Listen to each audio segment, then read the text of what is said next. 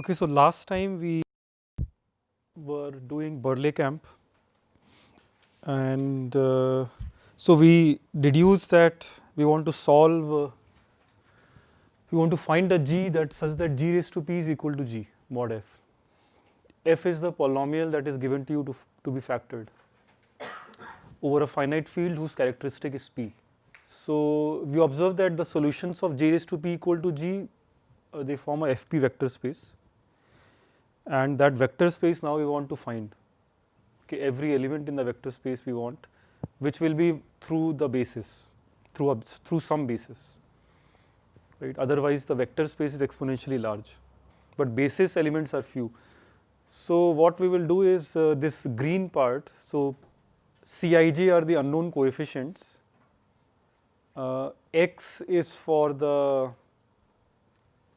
polynomial f, so it goes from 0 to d minus 1, and y is for the finite field, so it goes from 0 to n minus 1.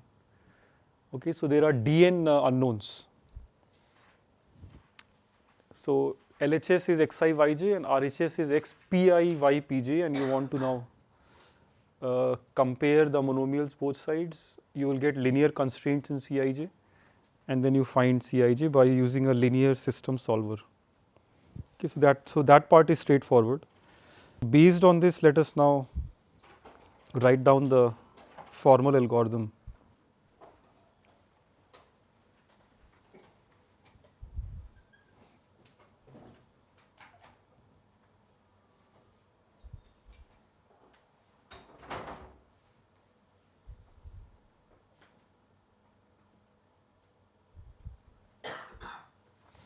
So Berlekamp's algorithm is mainly two steps.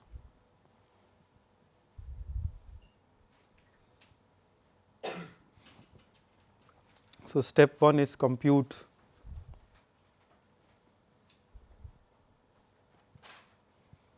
the vector space through basis elements.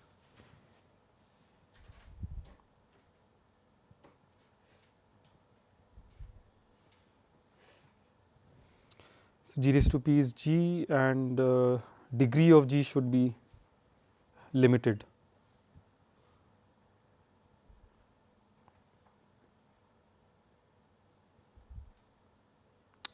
Well, for vector space you also want degree 0. So 0 to d minus 1, so you find all the g's.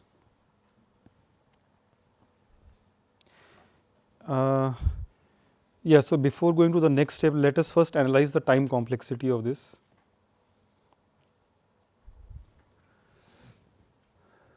So what is the dimension of V over Fp? Right, that is at most d times n,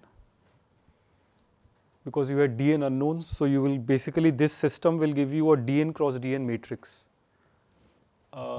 of constants which are just numbers 0 to p minus 1, and essentially that matrix you have to then in a way invert to find solutions of the linear system. So basis of V requires linear algebra algorithms.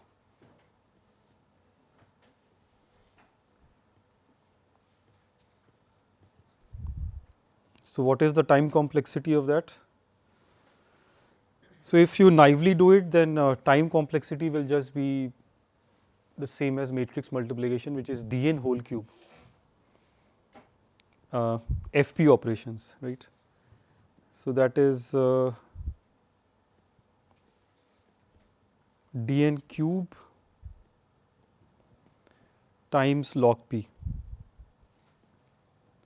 So this much time, dn cube Fp operations. So that is that each operation is linear in log p, and then O tilde for the log factors in the fast algorithms. But even before you apply linear system solver, you you had to construct this matrix, right? So the construction of matrix also costs a bit because you have to compute this x to the pi, y to the pj, and then you have to divide mod f, compute the remainder. So all that also costs something, but it will not be as dominating as this. So this is the dominant term. But just for satisfaction, we can also write down that expression. So that is, so what is that? So you had P around PD and PN, right? So that you can do by, let's say, repeated squaring. So log PD, log PN, and so that many repeated squarings, then you have to multiply them, which will be, well, maybe this is over optimizing. So you, first of all, the number of monomials already is Dn in your polynomial, so you cannot save on that. And so that much space you need, plus what you need is the computing the monomials x to the pi, y to the pj. So that all that can be done in around, I would say, d log pd and log q. So dn is for the number of I comma j, and when once you fix ij, then you have to compute x to the pi, x to the pi, y to the pj. So that is by repeated squaring you can do this in log pd, and then you have to also divide by f. So maybe I collect them together like this. D log q is finally the mod f computation in the finite field. It's log pd times d log q, because you have to compute mod f over in the finite over the finite field. So the d log q will hang around. Is that clear? But whatever it is, it's always smaller than the dominant term. So this will not matter. This is really maximum quadratic, while there you have already paid cubic time or super quadratic time. So that is the cost of computing V, all the way down to bit operations, number of bit operations. Yes. Should it not be d log pd, because you are computing x to the power pi and y to the power pj? Yeah, you do it by repeated squaring. The number of squarings will only be log pd. Okay, so there is an important point here. The point is that linear algebra is actually, it is truly polynomial time in the input size, because as you can see, there is no factor of p and there is no factor of q, right? So even for very large characteristic p, this is truly polynomial time. Okay, linear algebra is not the bottleneck. So this you can do quite fast, irrespective of what the characteristic is. The problem will happen in the second step.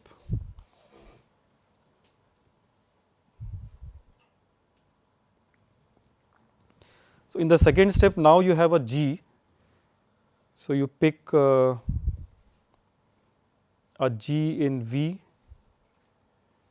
In fact, you can pick it to be a basis element. Pick a basis element G in V, which is non-constant.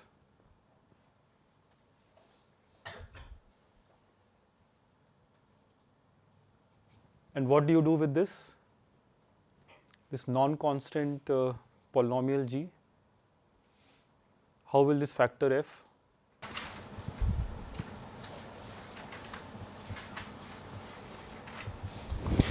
So you basically compute many GCDs with F.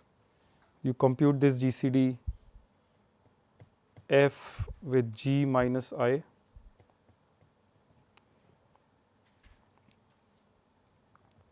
and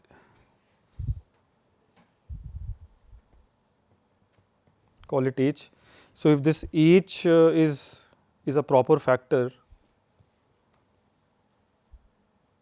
is not 1 basically, then it is a proper factor of F because it has degree less than D. If it is non-constant, then it has degree at least 1. So this will be a proper factor of F. So you can output it.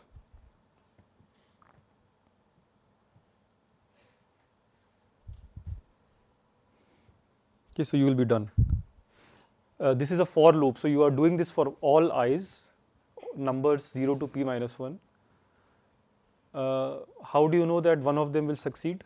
If you have G replacement, So so if none of them succeeds and F divides G minus I, then degree of F should be better. yeah, so the key thing is that equation G raised to p is G mod F. So remember that G satisfies that equation.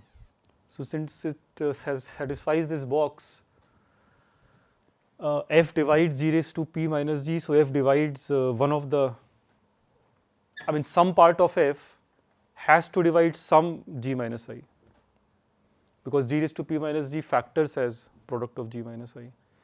So something in F divides some G minus I. When you take GCD, then that part of F comes out as H. F is irreducible, but that you have checked separately. That already in the pre-processing you checked that F is reducible. So the only option is that you will get an output H here. H, may not be. No, our problem of factorization is only to find a non-trivial factor. That is how we define the problem. Everything else you can just repeat this subroutine. Okay, so the time taken here is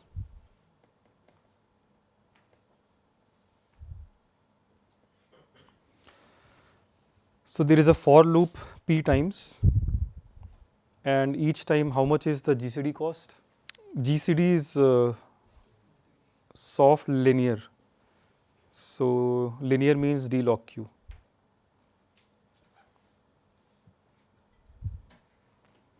Okay, so this is the place where P appears. So the sum of step 1 and step 2 is the overall time complexity. And it will make sense only when P is small. If P is exponentially large, then this will be a useless algorithm. But when the characteristic is small, it's a good algorithm. In fact, right now, this is the only algorithm you know to factor. Okay, so what we have proved is this theorem. Any questions about the algorithm? Just 2 simple steps now.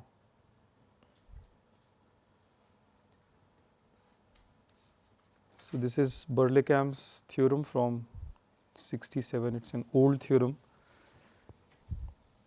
So polynomial factoring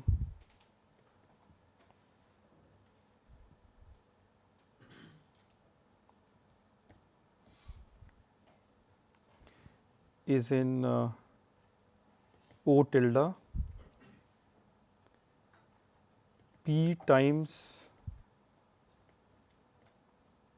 dn omega time. So omega is the matrix multiplication exponent.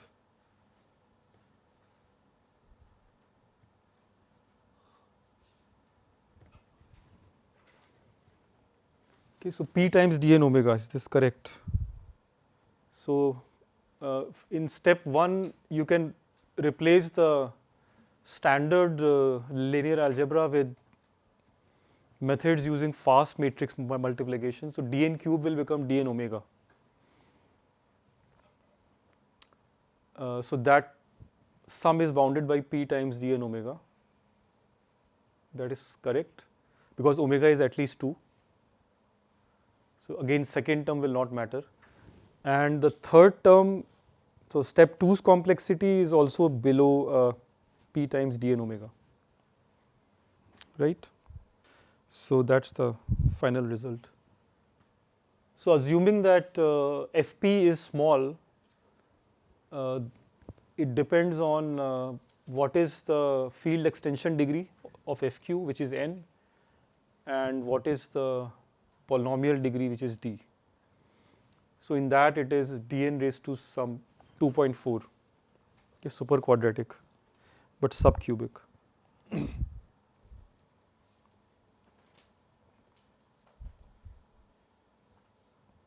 So if p is small, which means dn to some polynomial, then this is polynomial time algorithm. Then this is a deterministic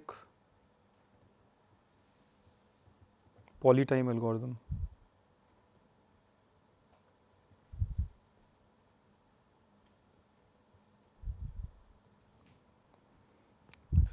To factor polynomials over finite fields.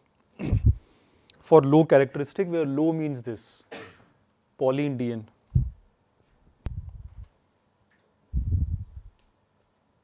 So in many CS applications, this is already good enough.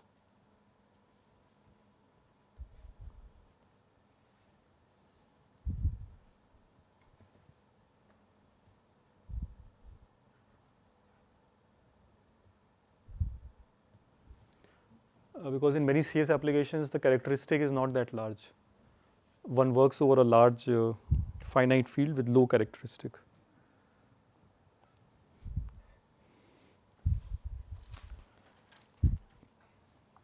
So in the next lecture, we will see an algorithm which will work also for large characteristic. Right. So in particular, if you have a large prime field, then this algorithm will not help you. So Q is equal to P and P is large. So in that case, you have no algorithm, really, no practical algorithm. I mean, Berlekamp is not practical.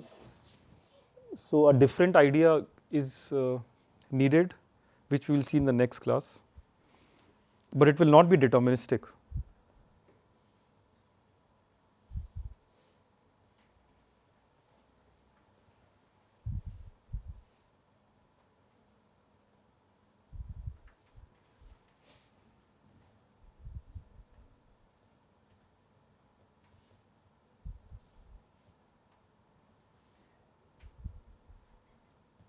So for large P, we will see a different algorithm. It will be polynomial in log P instead of P. But then it will be randomized.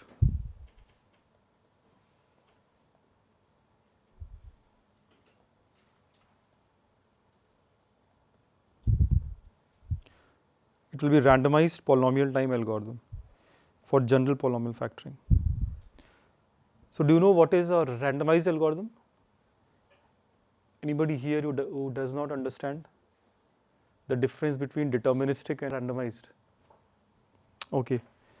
So randomized is enough or it's okay for practical implementations, but theoretically you want a deterministic algorithm as well. That currently we don't know.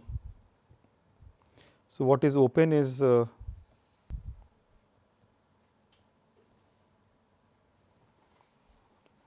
general polynomial factoring.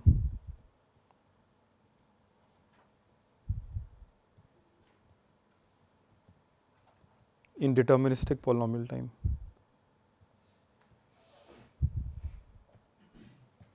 Okay, so this is still an open question. Although in practice, how this is solved, we can see already in the next class. But doing it really in deterministic polynomial time is open. Yeah, any questions about Berlekamp? So then we will build a bit on Berlekamp because it gives some interesting tools, okay, which will be helpful also in other places. So let me call it Berlekamp as a reduction.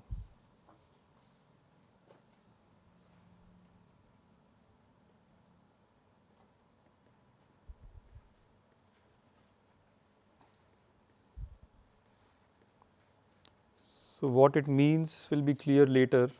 But we will see Berlekamp as giving two major tools.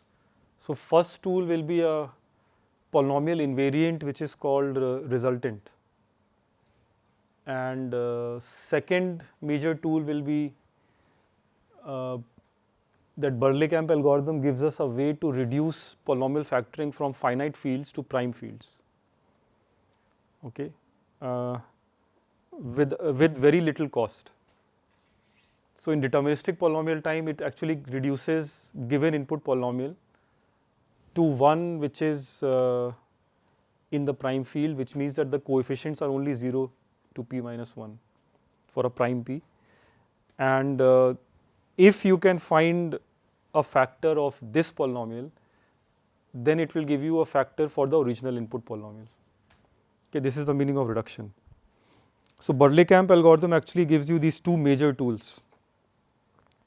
So let us discuss these two before we move to the next algorithm. So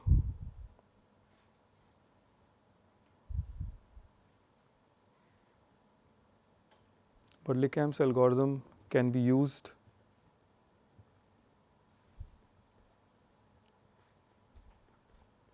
to reduce polynomial factoring over a general finite field Fq to that over Fp.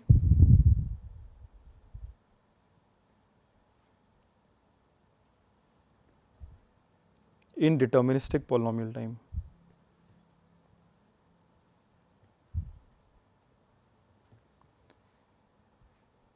So why is this non-trivial? Reducing Fq to Fp is non-trivial because your input polynomial may not have anything to do with Fp. It may have factors which have coefficients from Fq but not Fp, right? So your input polynomial may start with coefficients in Fq and its factors also may have coefficients only in Fq. So it is not clear what is even the connection with factorization over a prime field. So what Berlekamp does is that it will change your input polynomial to a completely different polynomial, possibly, which will have Fp coefficients and it will have Fp factors as well, if the input polynomial had Fq factors. Okay, so it connects potentially very different problems. Because factorization, you should remember, always depends on the field, right? So Fq and Fp should be seen as totally different fields. These are two different factorization questions.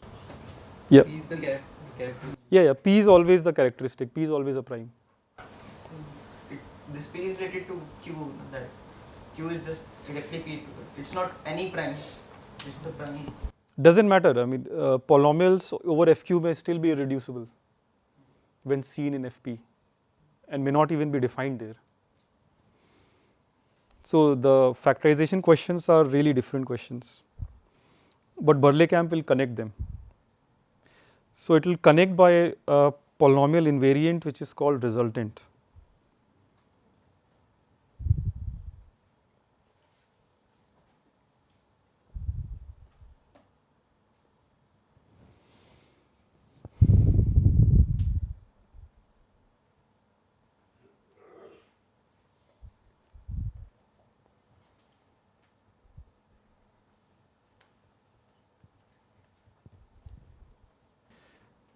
So what is a resultant?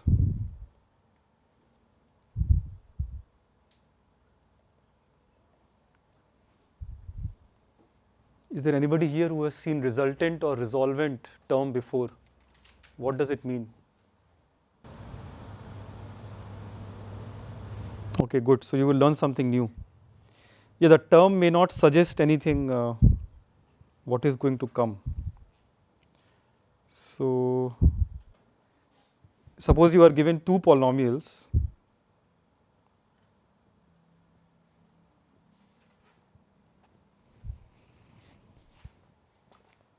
over some field f. So Euclid's GCD algorithm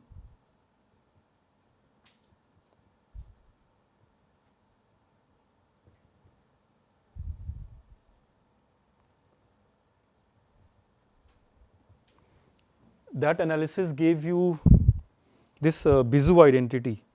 So UA plus VB is equal to the GCD of them. Right? This was the identity, and there were additional properties, restrictions, that degree of U and V are also limited. So both of them are respectively smaller than degree of B and A.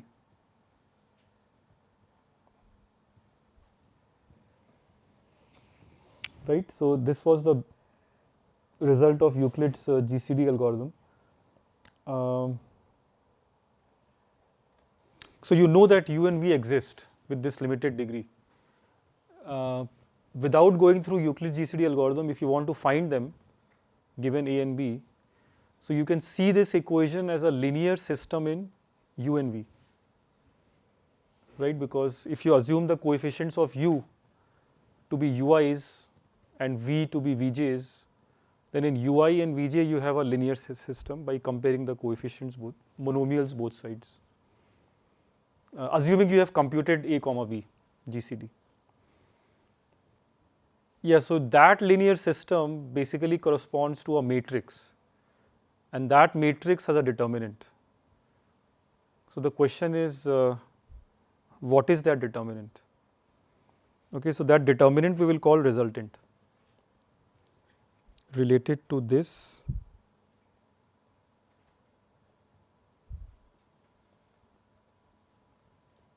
is a linear system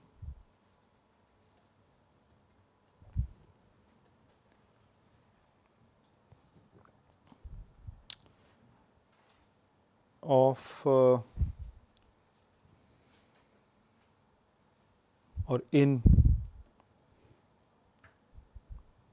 how many unknowns? Yeah, so degree of A plus degree of B, which is degree of the product. So in degree of AB, many unknowns.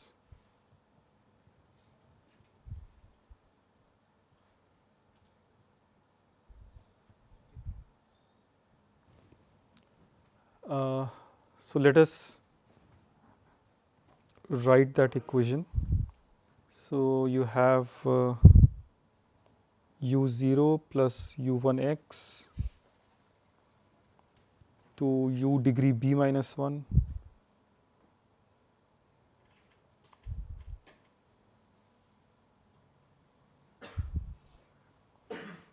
so U times A is this plus you have same thing for V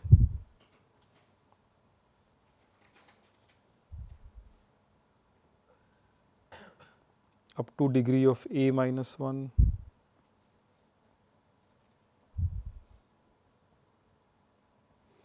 times Bx, and the sum is equal to the GCD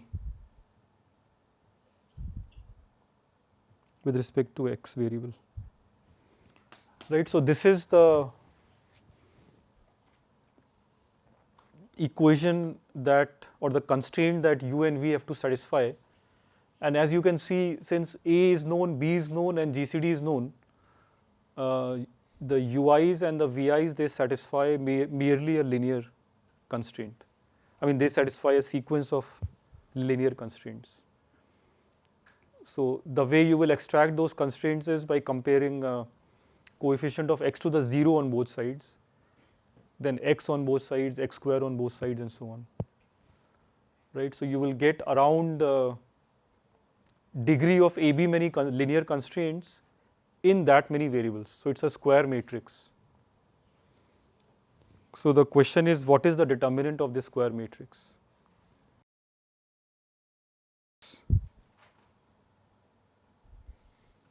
So comparing x monomials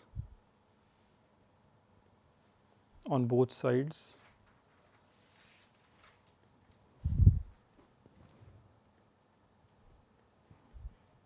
we get a matrix, let's call it M sub A comma V. It has entries where? The entries are all constants, of course. So F entries of degree A times B order. So the matrix size is degree AB cross degree AB. And what is the relationship between the entries of the matrix and the coefficients of A and B? You will be taking degree AB terms. Sorry, degree. Where you are taking degree AB terms. You compare the x monomials, as I said. So what is the relationship between the matrix entries and the coefficients of A and B? Can you see? So the coefficients of A and B will appear in the linear constraint as it is.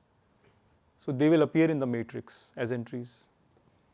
Right? So simply the coefficients of A and B, they become entries of M, obviously in the correct locations. So we will not go into the exact location details, but just make this observation that its entries are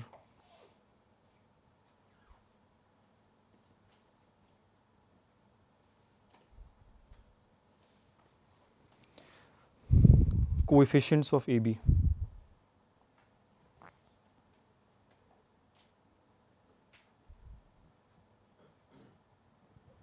Or when not applicable, they are just 0. Yeah, so basically the input polynomials given to you were A and B, and look at the coefficient vectors and just place them suitably in a matrix. Okay, that is the matrix M, A comma V. And the linear constraint you get is M, A comma B times these unknowns U0, U1 and so on, and then V0, V1, so on. So UM times this is equal to a vector of constants whose entries come from the RHS, which is GCD. Again, these are just coefficients.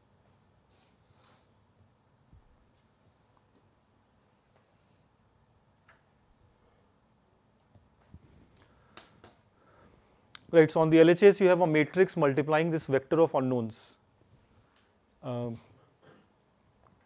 which is degree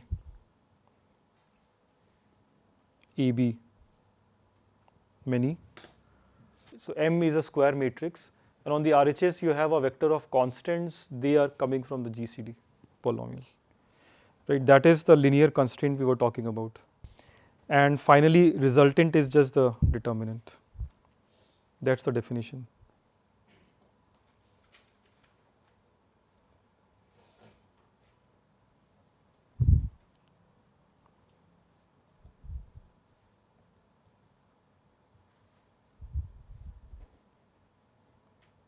So resultant with respect to x of A and B is defined as the determinant.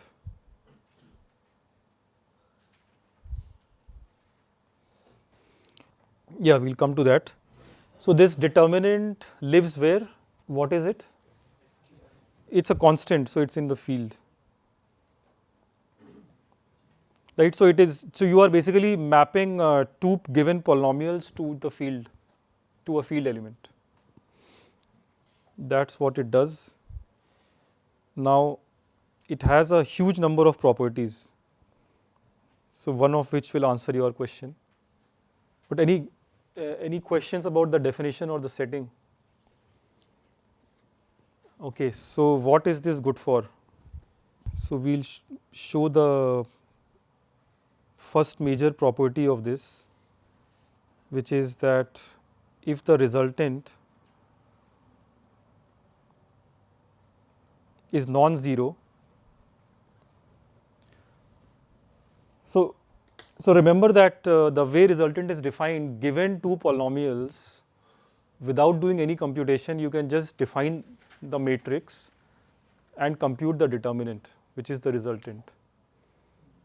Right, so this is simply this is just one determinant computation, no extra computation required, and you can check whether it is zero or non-zero.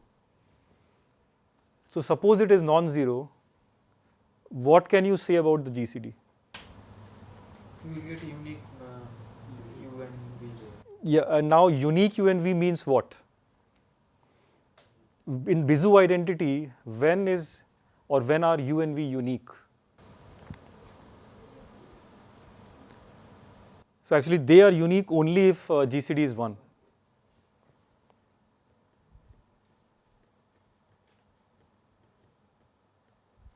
Okay, so that's the so this is an alternative to Euclid's algorithm. Okay, you have a completely different way of deducing something that you deduce by Euclid's GCD, which is that you just take these two polynomials and compute the appropriate determinant, again by linear algebra algorithms. And if the value is non-zero, then you know that the polynomials are co-prime. And if the resultant is 0, then it means that there is a non-trivial GCD.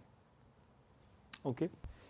So this is the basic property, and it's a major property because you can also do this with multivariate polynomials. So instead of one variable, if you had 10 variables in A and B, then you can extract the resultant with respect to x1. So if you extract resultant with respect to x1, what do you get? What remains? The remaining n minus 1 variables, right? So resultant is multivariate, but this property will still hold.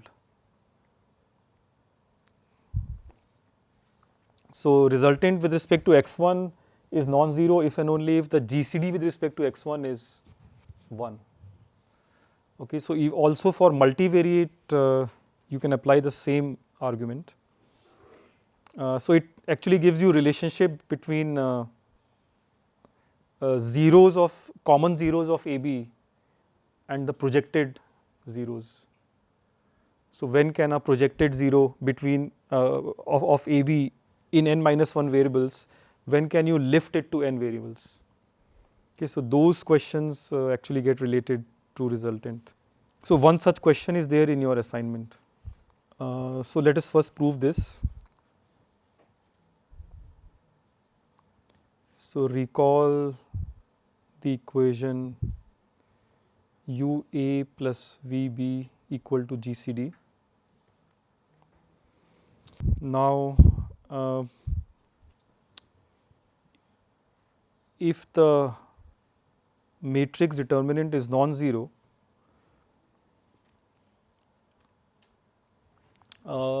it is equivalent to saying that unknown vector is unique, because matrix inverse exists, right?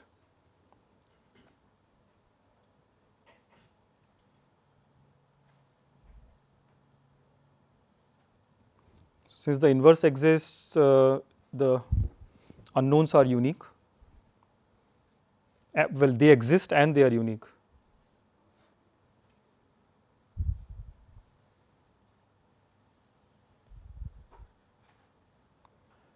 And so now this uniqueness, what does it say about GCD? Right, that is the question. So claim is that this means that AB are co-prime.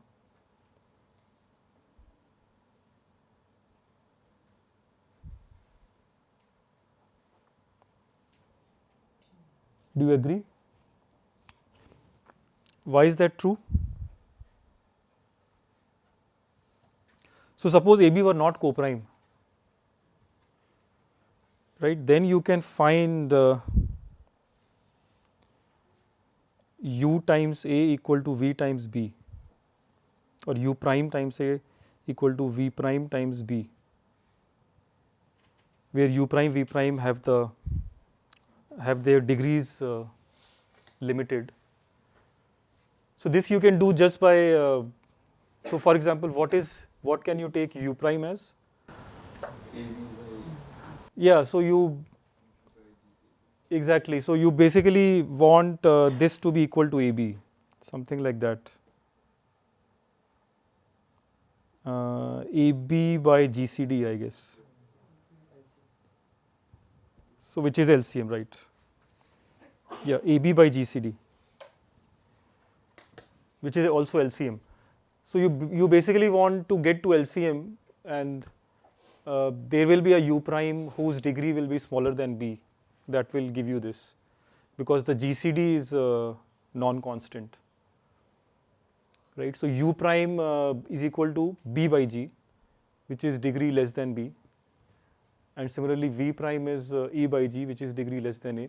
So U prime, V prime exist, but clearly they are not unique. Why is that? Actually, I should be careful. We were talking about that equation. So what does it tell you about UA plus VB equal to G? You want to show that U and V are not unique. So do you know how to modify UV to some other solution? Subtract U prime and Exactly. So you use U prime for that. Okay. So another solution is U minus U prime.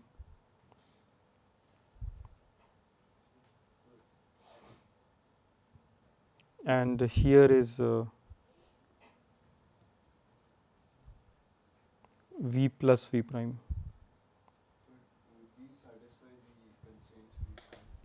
Yeah. So the degree is limited. The degree of U prime and V prime is equally limited. So when you do this perturbation, you get a different solution than UA plus VB.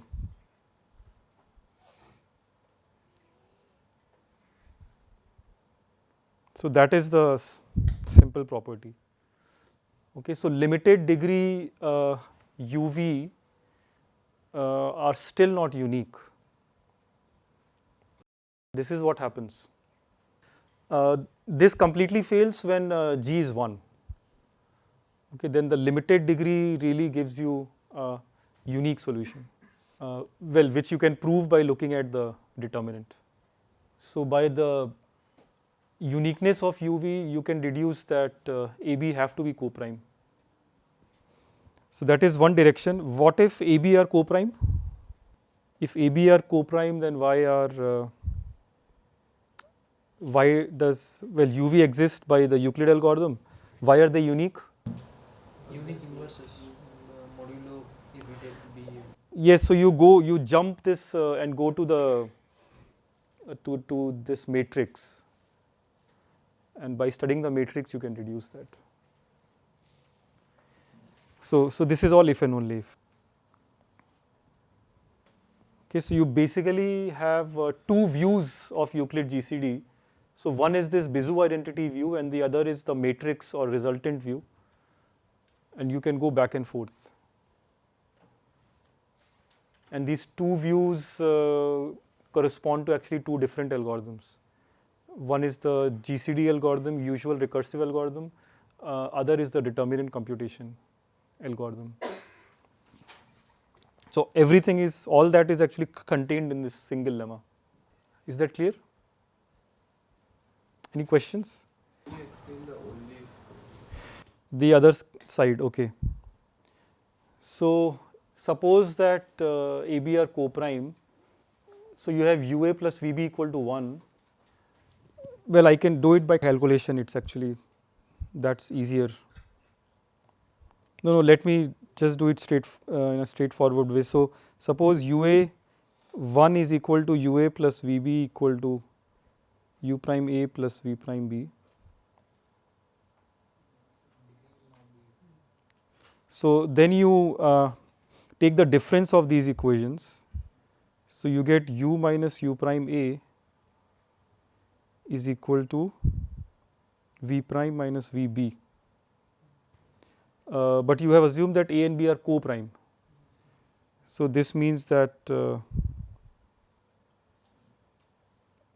this leaves you with very few options. It actually means that both U minus U prime and V prime minus V are 0. Okay? Because this A has to then divide V prime minus V. But then by degree it can only divide 0.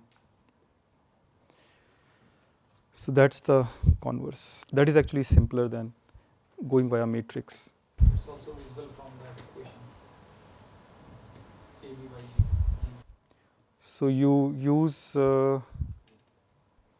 this was for the green one is for the forward, and for the converse you use this other calculation. So then that gets connected to the determinant or matrix inverse. Right. So with this understood, now let us move to the other major properties of resultant, which is useful in the case of multivariate polynomials, and also which is similar to actually elimination theory.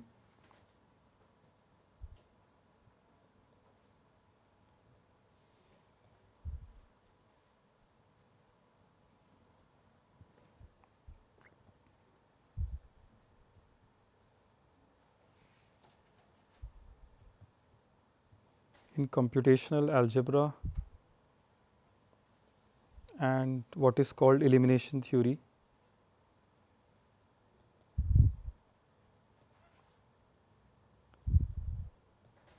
So let me give you a taste of that. So suppose you consider now bivariate A and B.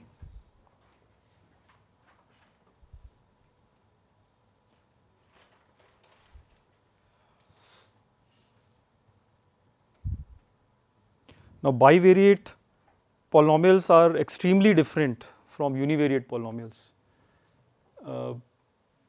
This is a much harder case. For example, here now the roots may have no connection with the degree.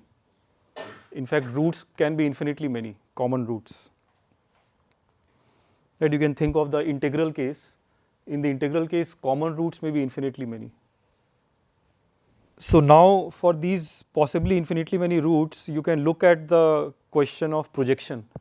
So you project the root to the first coordinate, and you can ask the question of what are the possibilities of the first coordinate. In other words, fixing x1, how many lifts are possible to x2, or is there actually any lift possible to x2? Okay, so those questions you can ask, and they will be answered by resultant. So a point where the first coordinate is your favorite fixing. So fibers of projection, pre-images of projection. So you can consider here resultant with respect to x2 of bivariate AB, which will now be a polynomial only in x1. Right. So this is why elimination theory. So you are actually eliminating a variable. You are given two equations, so combining them you can eliminate one variable.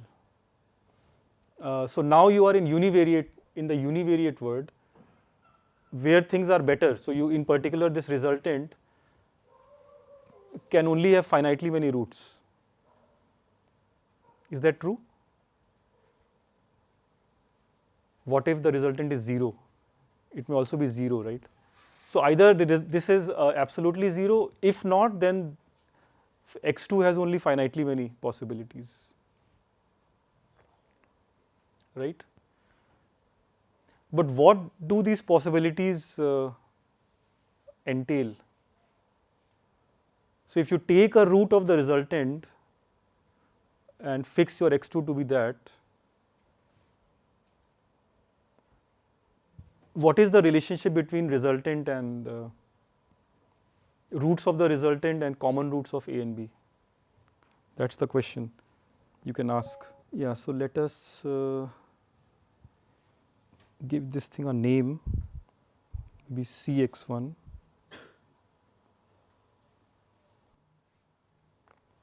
So let me make this observation. So C alpha equal to 0 implies that in A and B, if you fix x2 to be alpha, sorry, x1, in A and B, if you fix x1 to be alpha, then what?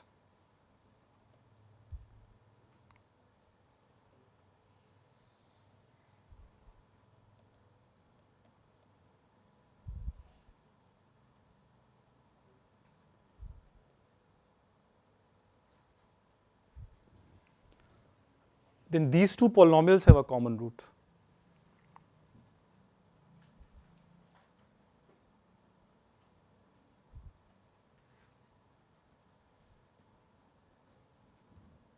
Do you see this? So suppose not. Suppose these two polynomials don't have a common root, right? But these two are univariate polynomials. So not having a common root could only mean that they are co-prime, right? So you have then u this substituted a and plus v times substituted b equal to 1, right? Resultant is non-zero, then it is co-prime.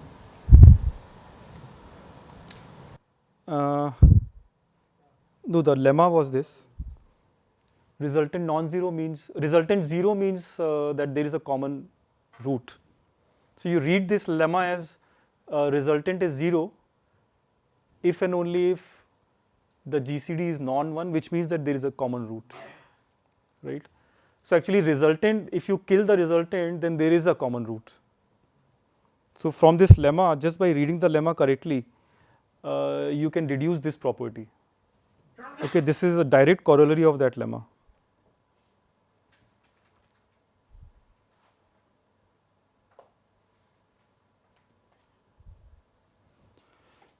That a root of this resultant will definitely lift to a common root of original bivariates.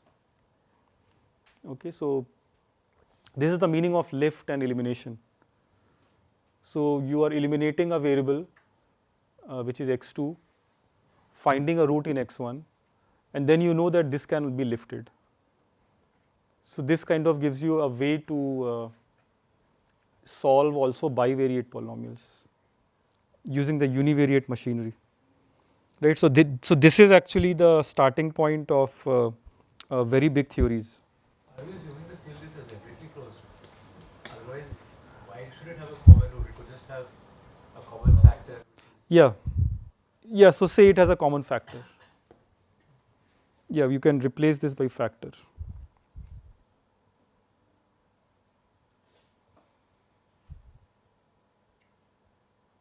If f is not algebraically closed, then you will only get a non-trivial factor. But intuition is really from the roots. Okay, so let me, yeah, so resultant with respect to x2, let us continue on that. This has a nice Bézout identity actually. So let me prove this as a lemma, that if the GCD of these AB with respect to x2 is 1, then there is this bivariate Bézout identity, okay, but it will be slightly modified from what you have seen before. So what we'll say now is UA plus VB. Do you know this already? So Bézout identity says that UA plus VB is equal to 1, right? But that was in the univariate case. What will you get in the bivariate case? You will actually get resultant. That's the beauty of it.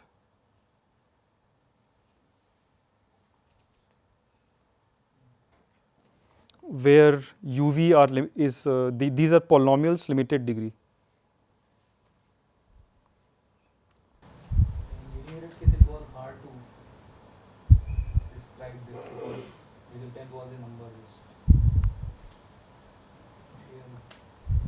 Yeah, it was a field element, non-zero, so invertible.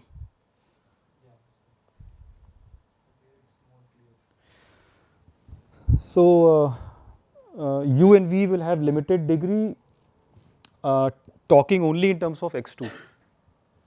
Okay, so individual degree of x2 in U and V is limited by whatever you saw before, which is for U it's B and for V it is A. And goes without saying that U and V, we are looking for polynomials.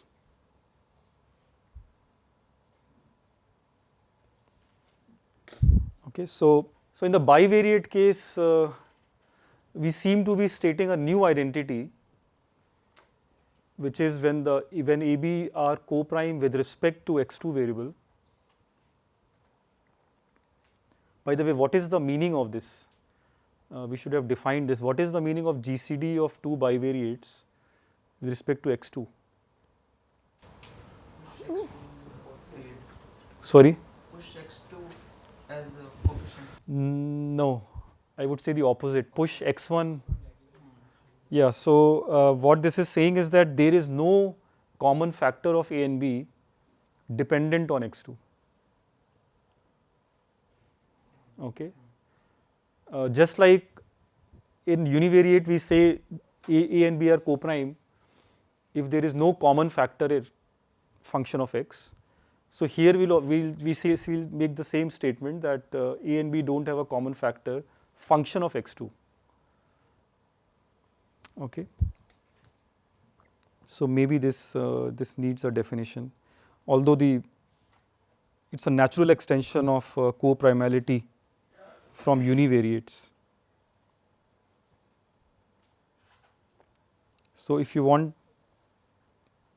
let me just say co-prime over fx1, the field.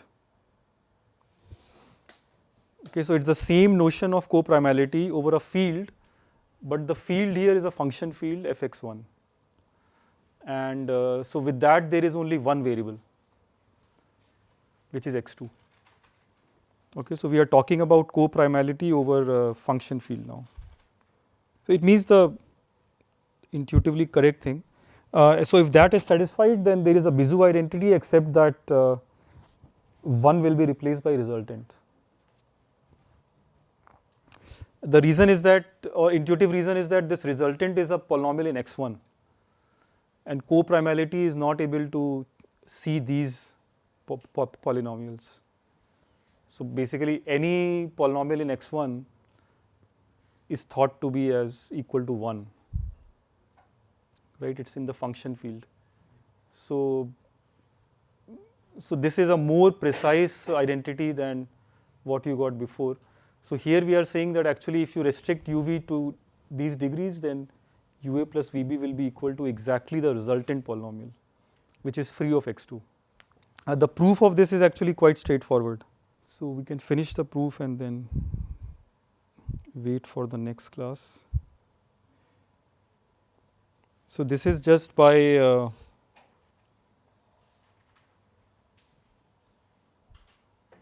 so this Bézout identity over fx1. So let me say the field is fx1 function field and the variable is just one, which is x2. So over this, in this, so you will get u prime a plus v prime b equal to 1.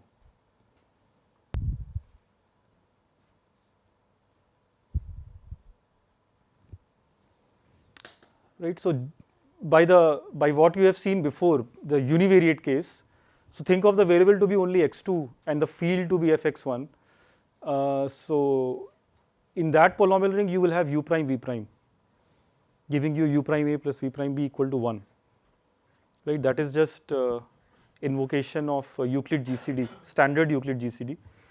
But the problem is that this u prime v prime have maybe you are dividing by univariates in x1. They are not polynomials, right? So you want to make u prime a polynomial in x1, x2 in both the variables.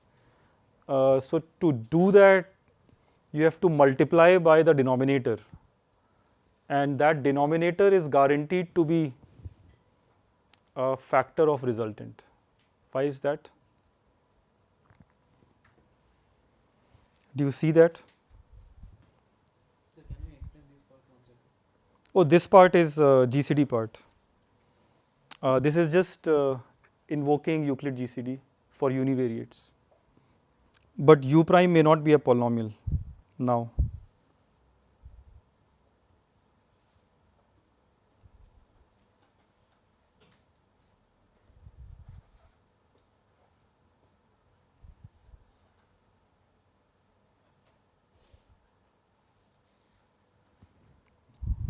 They may not be in fx1, x2 because they are by definition only guaranteed to be in fx1 field with the square bracket on x2. So to make them polynomials, you have to multiply by the denominator. So by clearing away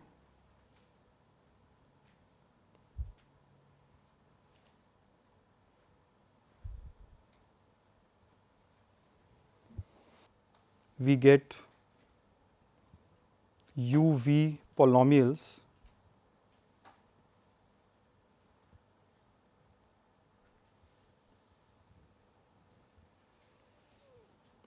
and a w which is univariate in x1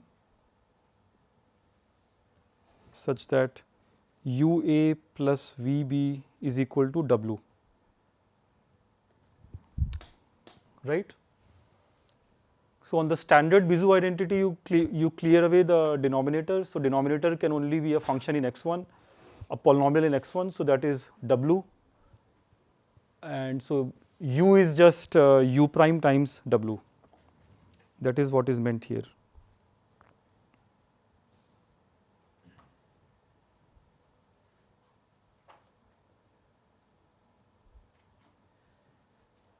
Thus making u and v polynomials in bivariate. What is the relationship between this w and resultant? Right, that is the content of the lemma. So how do you relate these two? This seems to be arbitrary. Why should it be something so special as the resultant? Resultant was matrix. U prime and v prime are actually, you look at the linear system which gives u prime v prime. So you look at the matrix that gives that to you.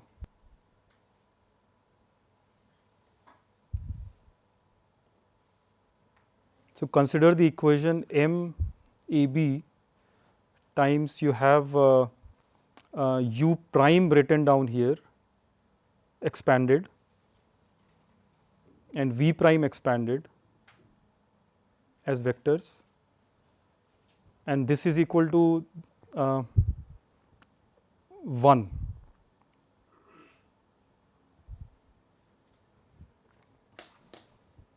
Right, so this is the equation that gives you u prime and v prime, the coefficient vectors of u prime and v prime, and this resultant matrix appears here. right? That we saw by the definition of resultant. This will be the equation giving you u prime v prime. What are the entries of this matrix? Coefficients with respect to x2. So this is actually a matrix over its entries are in fx1. So this is a matrix whose entries are actually polynomials. They are univariate polynomials in x1. They are free of x2 in particular, right? And the determinant of this is the resultant with respect to x2. Now can you say something about w? What can you say about the denominator that we cleared? So actually you have to recall what is called Cramer's rule in linear algebra.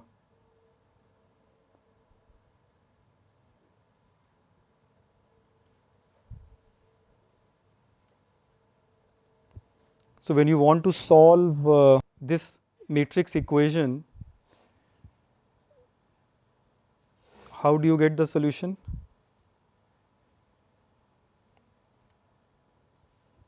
By actually here, yeah, here it's simpler. So you simply have to compute m inverse times elementary vector 1 0 0, and that will give you the first entry of m inverse. And what is that? So that's to do with the adjoint of the matrix.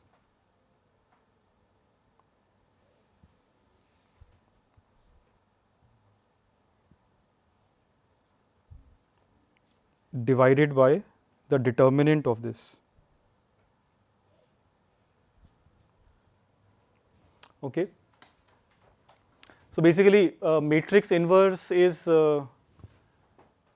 some matrix divided by the determinant, and that matrix happens to be adjoint. Entries of adjoint are, what are the entries? They are the same as before. So they are again univariate polynomials in x1. So the numerator here is a polynomial in x1. Every entry is a polynomial in x1.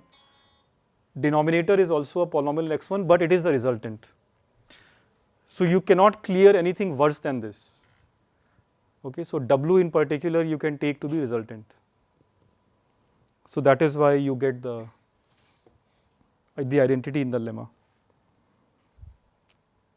So this means that w can be set to resultant. That's it. Okay. We can get better than the resultant. Yeah, but that is out of control. That we cannot say in general. In general, it can be as bad as resultant.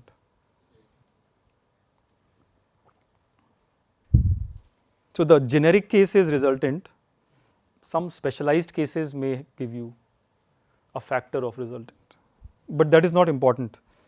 All our results will be based on this identity. Any questions? So we'll discuss more about resultant next time.